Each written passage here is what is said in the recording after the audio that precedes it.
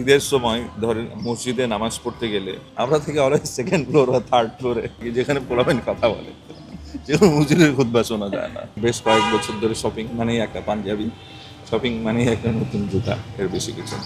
আমি এখনো বড় হইনি ঈদের ব্যাপারে। ওমন রমজানের ওই রোজার শেষে এলো খুশির ঈদ, তুই আপনাকে আজ বিলিয়ে দে সোনা আসমানি তাগিদ। অর্ষণ ভাই কেমন আছেন? আমি আছি আলহামদুলিল্লাহ। ঈদ নিয়ে সবার কাজের একটা ব্যস্ততা, তো আপনার ব্যস্ততা কেমন গেল? আমার ব্যস্ততা মোটামুটি, কয়েকটা বিজ্ঞাপনে অংশগ্রহণ করলাম, আর একটা ওয়েব ফিল্ম আছে। আচ্ছা, ঈদে কি কোনো ফিকশনে কাজ করা হয়েছে নাটক? না, আমি একটাই কাজ করেছি, ওটার নাম পাপ কাহিনী 2, সেটা এবার আইসুনে রিলিজ হবে। পাপ কাহিনী টুকটা তো সিরিজ নাকি ফিল্ম? এটা একটা অ্যান্থোলজি ফিল্ম।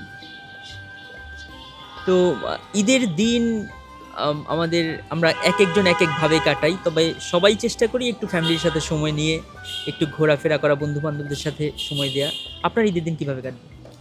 আমার ঈদের দিনটা আসলে আমি বিগত বছরগুলোতে যেভাবে কাটাই, আমার ট্রেডিশনটা এখনও সেম রয়ে গেছে। এখনও আমি নামাজ পড়ি বন্ধুদের সাথে নামাজ পড়ে আমি এখনও আমাদের এলাকাতেই থাকি। একটা বেশ বড় একটা সময় এলাকাতেই কাটাই, তারপর বিকালের পরে সুন্দর দিকে বের হয়। পরের দিনগুলো আমি অন্যভাবে হিসেব করি। আর আরেকটা চান্স থাকে, হয়তো ডে ওয়ানে করি আর আইদার সেকেন্ড ডেতে করি, যেটা আমাদের গ্রামের বাড়িতে যাই। আচ্ছা, ঈদের খাওয়া, তো ঈদের খাওয়া দাওয়া নিয়ে সবার একটা নস্টালজিক ব্যাপার থাকে। মায়ের হাতের স্পেশাল কিছু হয়, সেমাই নয়, পায়েস নয়, নুডলস নয়, বিরিয়ানি। আপনার সেটা কি? আমার মা যেটাই রান্না করে ওটাই আমার ভালো লাগে। স্পেশালি আমি ঈদের সময় যেটাকে আমি মিস করি না, আর যেটা অনেকে হয়তো পছন্দ করে না, কেন জানি ঈদ আসলে ওইটা আমাকে সবচেয়ে বেশি টানে, সেটা হলো লাচ্ছা সেমাই। বেড়ানোর যে বিষয়টা, একটা আমরা যখন ছোট ছিলাম শৈশবে চট্টগ্রামে, বন্ধু বান্ধব গ্যাং করে পুরো এলাকার সব বাড়িতে গিয়ে বেড়ানো, টাকা তোলা, সালামি নেয়া। হ্যাঁ, এটা আমার এখনো আছে। এখন আর কেউ টাকা দেয় না, উল্টো আমাদেরকে দিতে হয়। হ্যাঁ, খুব স্বাভাবিকভাবে এখনো আমি আমার সেই বন্ধুদেরকে নিয়ে এখনো সকালে বেলা বের হই বা দুপুর বেলা বের হই আমাদের বন্ধুদের বেশ কয়েকজনের বাসায় চক্কর দিয়ে। ওটা হতে হতে আমাদের 2টা, 2:30, 3টা বেজে যায়, তারপরে আসলে বের হই। স্টিল আমি ওই ইয়াটা দেই আর কি। মানে আমি যেটা বললাম, আমার ছোটবেলার ট্রেডিশন এখনো আমি মেনটেন করে যাচ্ছি। আপনি বললেন সালামি দিচ্ছেন, পাচ্ছেন কম, তো এই যে দিতে কেমন লাগে? আমার ভালোই লাগে। আর পেতে? পেতে তো অবশ্যই আরো বেশি ভালো লাগে, কিন্তু এখন আর আমাদেরকে যারা দিত তারা এখন আর দেয় না আর কি। তাদেরকে আমার দিতে হয়। তা আমার হয় হয়তো বা সময়গুলোই এরকম। আচ্ছা, যারা বর্ষণ ভাইকে এখন সালামি দেন না, তাদের জন্য অনুরোধ, বর্ষণ ভাইকে সালামি দিয়ে তার মনটা আরো, ঈদের আনন্দটা আরো দ্বিগুণ বাড়িয়ে দেন। ছোটবেলায় আমরা আসলে, আপনি একটু আগে বললেন যে ঈদটা আপনার কাছে ছোটবেলার মতোই রয়ে গেছে, মানে বড় হয়ে কোনো পার্থক্য নেই।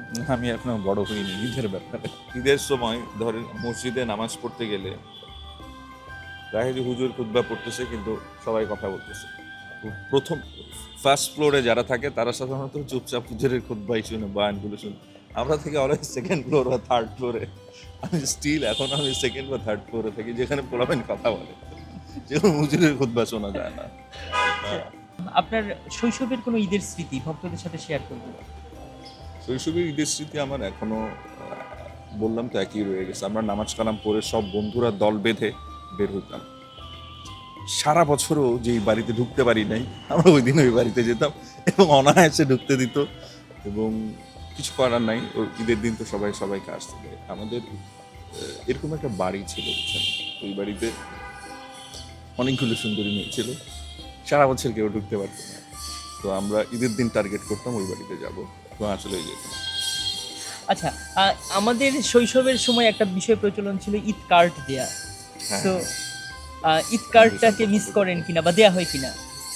এখন আর তো দেওয়া হয় না। এখন তো ওই মানে হোয়াটসঅ্যাপে ওই কার্ডই আসলে আমরা দিয়ে দিই, পোস্ট করি বা শেয়ার করি। কিন্তু ওই যে ম্যানুয়াল কার্ড, সেটা কালারফুল হওয়া, সেটা আসলে পছন্দ করে নেয়া, সেটার শেপের মধ্যে বা সাইজের মধ্যে বা ডিজাইনের মধ্যে বিভিন্ন, মানে কে কত ডিফারেন্ট ডিফারেন্ট ডিজাইন চয়েস করতে পারে। তখন টাকা থাকতো না, 2 টাকার কার্ড ছিল, 5 টাকার কার্ড ছিল। কেউ যদি 20-30 টাকা বা 50 টাকার কার্ড কিন্তু মানে সেটা আবার তার খুব গর্ব করার বিষয় ছিল। এবং সবাইকে দেখাতো দিতে দেখা কিছু কার্ড ছিল এভাবে খুললেই না চাইম বেল বাজতো। হ্যাঁ সেরকম সেটা বোধহয় card ছিল। আরো অনেক পরের দিকে এসে 2010-এর 8-এর না না আমাদের ছোটবেলায় পেয়েছি আচ্ছা ছিল, আচ্ছা বাট খুব রেয়ার ছিল। রেয়ার, হ্যাঁ ওটা খুব রেয়ার Rarely, ছিল। খুব rarely ছিল। আমি খুব মিস করি যে ছোট কার্ডটা একদম জাস্ট এই এতটুকুন এক ফোল্ডের ছোট একটা কার্ড হাতে লিখে দেওয়া যেত। আমাদের সেই কাপা কাপা হাতে বিচ্ছিরি, আর তখন আবার সাইন পেন দিয়ে লিখতাম যাতে লেখাটা কালারফুল হয়, কালার দিয়ে লিখতাম। ওটা আমি খুব মিস করি। স্বপ্ন যাবে বাড়ি বলে একটা কথা আছে যে ঈদের সময় আসলে আপনি তাদের ম্যাক্সিমামকে মানে তালা বন্ধ করেও আসলে আটকে রাখতে পারবেন না। এই জিনিসগুলো ধরেন পয়লা বৈশাখ বলেন, ঈদ উল ফিতর, ঈদ উল আজহা বলেন, আমি এটা কখনোই ঢাকায় আসলে কাটাই না বা কাটাতে চাই না। আমি যেখানে কাটাতে অভ্যস্ত সেখানেই ফিরে যেতে চাই। আমার মনে হয় ঢাকা শহর তো তখন ফাঁকা হয়ে যায়, ভুতুরে একটা নগরী হয়ে যায়। এটাই যে রুটের কাছে মানুষের ফিরে যাওয়ার যে টান, ওই টানটা আসলে সারা বছর ফিল করলেও বাস্তবতার কারণে তো আসলে সবসময় থাকা যাওয়া হয় না, কিন্তু ওই সময়টা না আসলে কেউ মিস করতে চায় না। আমি ওইসব সাধারণ মানুষের মধ্যে আমিও একজন, আমি ওই রুটের কাছে ফিরে যেতে চাই। আচ্ছা বর্ষণ ভাই, আমরা জানি যে আপনি চট্টগ্রামে দীর্ঘদিন ধরে ফেইমের সাথে যুক্ত ছিলেন। খুব সম্ভবত এর আগে আপনি প্রদীপ দিয়ানজি দাদার পায়ের আওয়াজ পাওয়া যায় বিনোদিনী নাট্য সম্প্রদায়, সেখানেও কাজ করেছেন। ওখানে আমি গেস্ট আর্টিস্ট হিসেবে কাজ করেছিলাম। আমার দল তির্যক নাট্যগোষ্ঠী দিয়ে আমার শুরু, তারপরে আমি চলে আসি অ্যাভাগার্ড থিয়েটারে। আর আমার কোর্স আমি স্কুলিং করেছি Femi school of dance drama and music থেকে। তারপরে দাদার সাথেও আমি একটা দীর্ঘ সময় কাজ করেছি। হ্যাঁ, ফেইমে আপনি অনেকগুলো নাটকে অনেকগুলো প্রযোজনায় কাজ করেছেন। সো অসীম দাস আমার গুরু অসীম দাস, আমার গুরু, আমার টিচার। আমার এতটুকু আসার পেছনে, আমার শিক্ষার পেছনে মূল কারিগর যিনি, সেটা হলো অসীম দাস। হ্যাঁ, মানে থিয়েটারে সেই দিনগুলোকে আসলে মিস করা হয় কিনা, যে এক কাপ চা দুজনে ভাগ করে খাওয়া, সেট বানানো, সেট টানা, লাইট করা, কস্টিউমগুলো বানানো এবং সেটা আবার কস্টিউম দিয়ে রিহার্সাল করা। এইটা আসলে লেসন, এটা আমাকে জীবনে অনেক কিছু শিক্ষা দিয়েছে। এই যে ঢাকা শহরে এসে অনেক কঠিন শুটিংকেও যে অনেক চাপের শুটিংকেও যে আমার এত বেশি চাপ মনে হয় না, সেটা আসলে বেসিক্যালি ওই সময়কার আমার যে জার্নি, আমার যে লার্নিং প্রসেস, সেটার কারণেই। এই কারণেই মনে হয় ঢাকা শহরে শুটিং যে এত চাপ, এত প্রেশার, তাও মনে হয় যে না, এই জিনিসটা আমার জন্য কোনো বিষয় না, কারণ এটা আমি এনজয় করি। সেই শেখাটা আমার আসলে আমার ওখান থেকে শুরু হয়েছিল, ফেম থেকে, তির্যক থেকে, ফেম থেকে, আবাগার থেকে। এবং ইন দ্য মিন টাইম আমি মূকাভিনয় করতাম, সেটা হলো দেবাংশুদার সাথে, নাটুয়া নির্বাক সম্প্রদায়। ও দাদা দেবাংশুদার কাছ থেকে আমি অনেক কিছু শিখেছি। দিবাংশু। তো ইমতিয়াজ বর্ষণ কার সাথে প্রেম করছেন? সেটা বলা যাবে না। আচ্ছা, বিয়ে করছেন কবে? আমি দেখা যাক, বিয়ে তো করতে চাই, দেখা যাক, হয়তো এবছরে হতে পারে। এবছর হতে পারে। আচ্ছা, আর আপনি সম্প্রতি এখানে রাজনৈতিক আলাপ জরুরি একটা সিনেমায় কাজ করেছেন। সিনেমাটা ভালো একটা চলচ্চিত্র বলা যায়। বাংলাদেশে আসলে এই ধরনের সিনেমা অনেক দিন ধরে হয় না। অনেক কথাই আসলে এই সিনেমায় বলা হয়েছে। তো মানে সিনেমাটাই আসলে কথার সিনেমা, মানে প্রচুর ন্যারেশন আছে।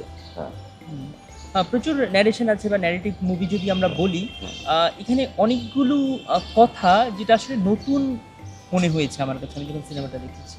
তো এই এই এই কথাগুলো সম্পর্কে আসলে আপনি এই সিনেমার একজন প্রধান কুশীলব, তো আপনার আসলে মনস্তাত্ত্বিক জড়িতটা কেমন ছিল? এটা মনস্তাত্ত্বিকভাবে না, এটা মনস্তাত্ত্বিকভাবে তো বটেই। এবং স্ক্রিপ্টিংয়ের ক্ষেত্রেও অনেক ক্ষেত্রে আমরা অনেক বিষয় যেগুলো নিয়ে আমাদের মনে হয়েছে যে প্রশ্ন করা উচিত, ডিরেক্টরকে, স্ক্রিপ্ট রাইটারকে আমি প্রশ্ন করেছি। ওটা যখন লজিক্যালি বা প্রপার অ্যান্সারটা পেয়েছি, তখন দেন ওকে, ইটস ওকে, এটা হতে পারে। আর যেসব জায়গায় মনে হয়েছে না, এটা মনে হয় একটু না, মনে হয় এটা প্রপার হচ্ছে না, তখন আমরা বলেছি। সেক্ষেত্রে আমাদের কথাগুলো ওনারা শুনেছেন। যেখানে মনে হচ্ছে কিছু যুক্ত করা দরকার, সেখানে যুক্ত করেছেন। যেখানে মনে করেছেন না, এটা বাদ দেওয়া দরকার, সেখানে বাদ দেওয়া। আপনারা এই সিনেমায় যারা কাজ করেছেন, আপনারা যেই কথাগুলো বলেছেন, কিছু কিছু কথা, ওই কথাগুলো কি আপনারা বিশ্বাস করেন, বা প্রত্যেকটা কথাই কি আপনারা বিশ্বাস করেন ওই সিনেমায় যা বলেছেন আপনারা? বিশ্বাস না করলে আমি পড়তাম না। কিন্তু মনে হয় না একজন শিল্পী হিসেবে এত কন্ট্রোভার্সির জায়গায় কি যাওয়া উচিত আমাদের? আমরা তো আসলে ইতিহাসের অনেক কিছু গোপন করে রাখি বা বলি না, আলোচনা করি না। আপনি ইতিহাসের যারা মহানায়ক তাদেরও কিছু দুর্বলতা থাকে। আমরা অনেকগুলো সাধারণত ইতিহাসের জন্যই অনেক কিছু এড়িয়ে যায়, তো কিছু কিছু ক্ষেত্রে এড়িয়ে যাওয়াই ভালো। বাট তার মানে এই না যে এগুলো নিয়ে কেউ একটা দুজন কথাও বলবে না, তাও করতে না। অনেক মীমাংসিত বিষয় আছে, সেগুলো নিয়ে কথা বললে আসলে দেশের জন্য মঙ্গল না। তো সে ধরনের আপনি দেখবেন আমাদের দেশের, আমাদের বাঙালির ইতিহাসের, হাজার বছরের ইতিহাসের 1971-এর মতো এত তাৎপর্যপূর্ণ আর কিছু নাই। এই জন্য 1971-এর ব্যাপারে অনেক প্রশ্ন আমরা কিন্তু তুলি না বা বলি না, এড়িয়ে যায়। কারণ এটা আমাদের জাতির খুবই পাওয়ারফুল একটা জায়গা। কারণ বাঙালি জাতি যদি জীবনে মাথা উঁচু করে মানে মানে বাঙালি জাতির সাহসের যদি, শৌর্য বীর্যের যদি কোনো উদাহরণ দিতে পারেন আপনি 1971-এর চেয়ে বেশি, বা বাঙালি জাতি জেগে উঠেছে, এটা 1971 চেয়ে বড় বা মহান আর কিছু হতে পারে না। তারপরেও তো ইনসাইড স্টোরি অনেক কিছু থেকে থাকে, বাট ঐতিহাসিকদের জন্য হলেও কিছু কিছু জিনিস থেকে যাওয়া ভালো, কিছু কিছু ডিসকোর্স থেকে যাওয়া ভালো। 71 বাঙালির সবচেয়ে বড় একটা সাহসের জায়গা বা স্পর্ধার জায়গা, কিন্তু মাঝে মধ্যে কেউ কেউ বলে যে 24 স্বাধীনতা 2.2, এটা নিয়ে আসলে আপনার মতামত? এইটা খুবই আমার কাছে জিনিসটা একটু 71-এর সাথে মেলানোর মতো কোনো বিষয় বলে মনে হয় না। কারণ পৃথিবীতে এরকম স্বাধীন দেশেই বহুবার গণতন্ত্র যখন চাপের মুখে পড়ে, অন্ধকারের কবলে পড়েছে, এরকম অনেকগুলো আন্দোলনই হয়েছে, পৃথিবীর বিভিন্ন দেশে হয়েছে, তারপর ওরা ঘুরে দাঁড়িয়েছে। এরকম আমাদের দেশে 90-তেও একটা স্বৈরাচার বিরোধী আন্দোলন হয়েছে। আর 90-এর চেয়ে 24-এরটা অবশ্যই একটু ব্যাপক বড় আর কি। যদি আমি ওইটার এরিয়া হিসেব করি বা ওইটার অংশগ্রহণ হিসেব করি, 24-এরটা ধরুন 90-এর থেকে আরেকটু বড় ব্যাপক। 90-এর এক ধরনের ভাষা ছিল, 24-এর আরেক ধরনের ভাষা। সময়ের সাথে সাথে যে ভাষাগত পরিবর্তন হয়, এটা 24-এ আবার 90-এর মধ্যে পার্থক্যগুলো আপনি বুঝতে পারবেন। তার মানে এই না যে এটা আমরা আরেক স্বাধীনতা লাভ করেছি, আমাদের স্বাধীনতা 1971-এই আমরা করেছি। আপনার মিডিয়ার ক্যারিয়ার এক যুগের অধিক সময়, আমি যতটুকু জানি, তো মাঝে মাঝে কখনো কি হতাশ বা ক্লান্ত লাগে? আমার মনে হয় আমরা যেই প্রফেশনে আছি এটার সাথে হতাশা, ডিপ্রেশন, ক্লান্তি এটা আমাদের সাথে সাথে যায়। ডিপ্রেশন এইগুলো আমাদের সাথে সাথে যায়, এইগুলো আমাদের পার্ট অফ লাইফ। একজন ডাক্তারই বলেছিল যে আপনি মনে হয় একটু ফ্রাস্ট্রেটেড, তা আমি ওনাকে বলেছিলাম এটা আমাদের পার্ট অফ লাইফ, এটাকে এড়িয়ে আমরা চলতে পারি না, আমরা এটাকে কন্ট্রোল করে চলি। একজন অভিনেতা হিসেবে তো আসলে আমরা যেহেতু বিশ্ব সিনেমা এখন খুব সহজে দেখতে পারি, তো আপনার কোনো আক্ষেপ আছে যে আপনি অমন একটা অ্যাক্টিং করতে চান, অমুক মুভির মতো বা অমুক হিরোর মতো বা অমুক ক্যারেক্টারের মতো? ওরকম আক্ষেপ না, আমার আক্ষেপ হলো আমরা গ্লোবালি যে ছবিগুলো রিকগনাইজ হয়, আমরা ভাবনার জায়গায় কিন্তু ধরেন ওইসব ভাবনার জায়গায় আমরা পৌঁছে গেছি। টেকনিক্যালিও আমরা পিছায় আছি, এটা সত্যি, বাট টেকনিক্যালি স্কিল ছেলে আমাদের দেশে তৈরি হচ্ছে, ছেলে মেয়েরা তৈরি হচ্ছে। অ্যাক্টিংয়ের দিক থেকেও বলেন, ডিরেকশনের দিক থেকেও বলেন, বা পোস্ট প্রোডাকশনের কাজের দিক থেকেও বলেন। বাট আমরা পিছিয়ে আছি, ভাবনার দিকে পিছিয়ে আছি এটা আমরা বলবো না। থিঙ্কিং প্রসেসে, ভাবনায় আমরা পিছিয়ে নেই, আমরা তো টেকনিক্যালি কিছু জায়গায় পিছিয়ে আছি। তো একটা আশার কথা এই যে এই বছর তিনটা ছবি রটারডামের মতো একটা ইউরোপের একটা প্রথম সারির ফেস্টিভ্যালে আমাদের ছবি গেছে। তার মানে আমাদের ছবি, আমরা যে এতদিন ধরে বলতাম যে আমরা একটা ট্রানজিকশন পিরিয়ড পার করতেছি, আমার মনে হয় আমরা পার করে ফেলেছি। আমরা একটা নতুন যুগে ঢুকে পড়েছি আমাদের সিনেমায়, এখন আমাদের সামনে এগিয়ে যাওয়ার দিন। তো আমি বিশ্বাস করি আপনি যেটা বলছিলেন, গ্লোবালি রিকগনাইজ হওয়ার মতো ছবিতে নিশ্চয়ই আমরা ভবিষ্যতে কাজ করব। এখন ধরুন করে যাচ্ছি আর কি। আচ্ছা, ইমতিয়াজ বর্ষণ নিজেকে কতটুকু সফল বলে মনে করেন? সফলতা হিসাব করবো আরো 20 বছর পরে, এখন কাজ করার সময় কাজ করে যাচ্ছে। ঈদের শপিং নিয়ে তো আমাদের ছোটবেলায় একটা লুকোচুরির ব্যাপার ছিল যে শপিং করব, কাউকে দেখাবো না, রেখে দিব, ঈদের দিন পরবো। তো এখন এই বিষয়গুলো আছে কিনা বা শপিং শেষ কিনা? আমার শপিং শেষ। আমার এখন বেশ কয়েক বছর ধরে শপিং মানেই একটা পাঞ্জাবি, শপিং মানেই একটা নতুন জুতা, এর বেশি কিছু না। তো সেই শপিং আমার শেষ। গিফট কি পান নাকি দেন? পাই পাই এবং দেইও। মানে এবার ঈদে কাকে কাকে গিফট দেবেন? এটা আসলে গিফট না, যে রেসপন্সিবিলিটি বনা। আমার ভাগ্নিরা আছে, যে ওরা ওরা ওরা আশা করে থাকে ওদেরকে দিই। আচ্ছা, আরেকটা প্রশ্ন, আমরা বিভিন্ন জায়গায় যখন যাই তখন আমাদেরকে প্রশ্ন করে যে আপনাদের চট্টগ্রামে এত শিল্পী কেন? চট্টগ্রাম থেকে গানের, নাটকের, সিনেমায় লেখক, সাংবাদিক, সাহিত্যিক, কবি এত কেন?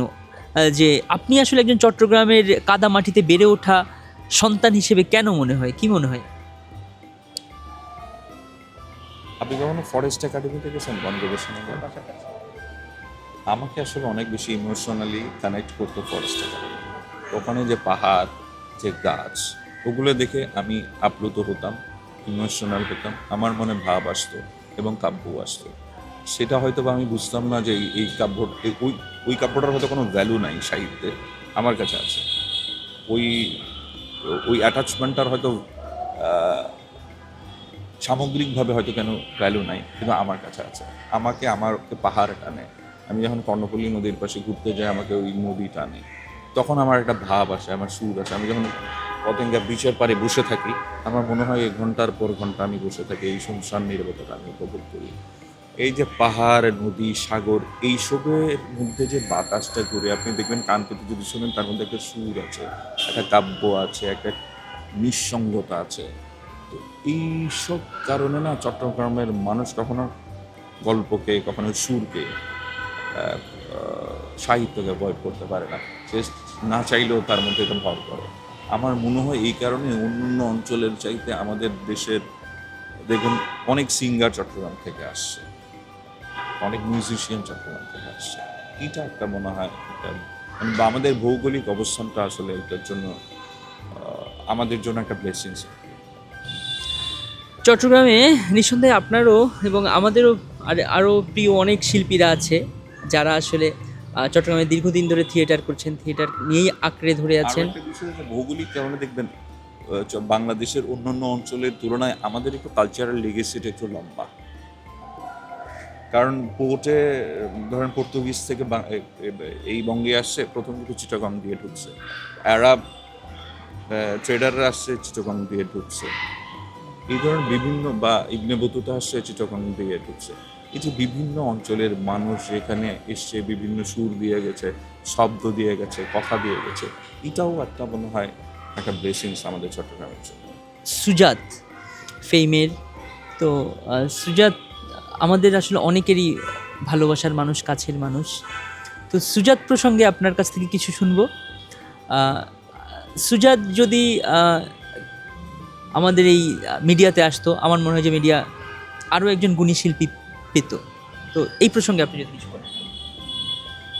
সুজাত আসলে ও আসবে না। ও চট্টগ্রামেই থাকতে পছন্দ করে, ফ্যামিলির সাথে থাকতে পছন্দ করে, ওর গম্ভীর বাইরে আসতে চায় না। বাট ও খুবই ব্রিলিয়েন্ট, খুবই ক্রিয়েটিভ এবং খুবই সংবেদনশীল একজন মানুষ এবং থিয়েটার ব্যক্তিত্ব।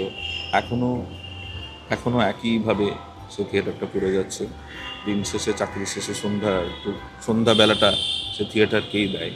নতুন নতুন ক্যারেক্টারে নিজেকে সবসময় ভাঙছে, গড়ছে।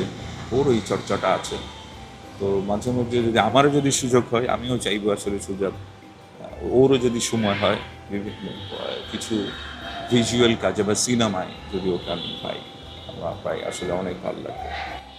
আমাদের চট্টগ্রামের আরেকজন গুণী অভিনেতা তির্যকেরই নাসিরুদ্দিন খান। তো সে তো বলা চলে যে এলো আর জয় করলো। তার পেছনকার গল্পগুলো হয়তো আমরা জানি। দীর্ঘদিনের যে পরিশ্রম, থিয়েটার, চাকরির পাশাপাশি থিয়েটার করা এবং থিয়েটারের জন্য তার চাকরিও ছাড়া অবশেষে ঢাকায় চলে আসা। তারপরে আসলে সে তার প্রতিভা অবশ্যই দেখিয়েছেন এবং তিনি সফল বলা চলে। তো নাসির ভাইকে নিয়ে আপনার মতামত? থিয়েটারে গিয়ে প্রথম যার অভিনয় দেখে আমি চমকে গিয়েছিলাম সেটা হলো নাসির। আমার থিয়েটার শুরু করতে তির্যক থেকে। তখন প্রথম গিয়ে আমি যে নাটকটা পাই, সেটার নাম হলো তীর্থযাত্রা। ওখানে উনি প্রায় 60 একটা অধ্যাপকের রোল করতেন। যেদিন উনি স্টেজে দাঁড়াতো ওনার ক্র্যাপ সহ, আমি বিশ্বাস করেছিলাম এই লোকটার বয়স আসলে 60+, 60+। এবং এত দারুণ করতো, এত চমৎকার করতো, এটা আমি আপনাকে বোঝাতে পারবো না ওই ফিলিং। যখন আমি তির্যকে প্রথম আসি তখন আমাদের প্রত্যেক নতুন রিক্রুটমেন্ট গেলে ওয়ার্কশপ করে না, তো আমাদের ওয়ার্কশপের ফিজিক্যাল এক্সারসাইজটা পুরোটাই আসলে নাসির ভাই নিয়েছিল। তো নাসির ভাই তখন থেকে দেখছি যে নাসির ভাই এত সিরিয়াস, কারণ খুব ছোট্ট একটা ক্যারেক্টার করবে, ওটা তো ওনার যে সিরিয়াসনেস, উনি যখন এত বড় ক্যারেক্টার করে তত সেম সিরিয়াসনেস, সেম ডেডিকেশন এবং ভালোবাসা, এই প্রেম, শেষ পর্যন্ত উনি কিন্তু আসতে চাইতো না ঢাকায়, কিন্তু ওনার ভেতরে তো রয়ে গেছে ওই জিনিসটা, ফাইনালি না এসে পারেনি, ওনাকে আসতে হয়েছে। আমরা কমেন্ট বক্সে অনেক সময় দেখি যে ইমতিয়াজ বর্ষণ কখনো 49 বাতাস করতে গিয়ে শার্লিনের প্রেমে পড়ে, কখনো মমর প্রেমে পড়ে, কখনো বা অন্য অনেকের প্রেমে পড়ে। আসলে কার প্রেমে ইমতিয়াজ বর্ষণ পড়ে?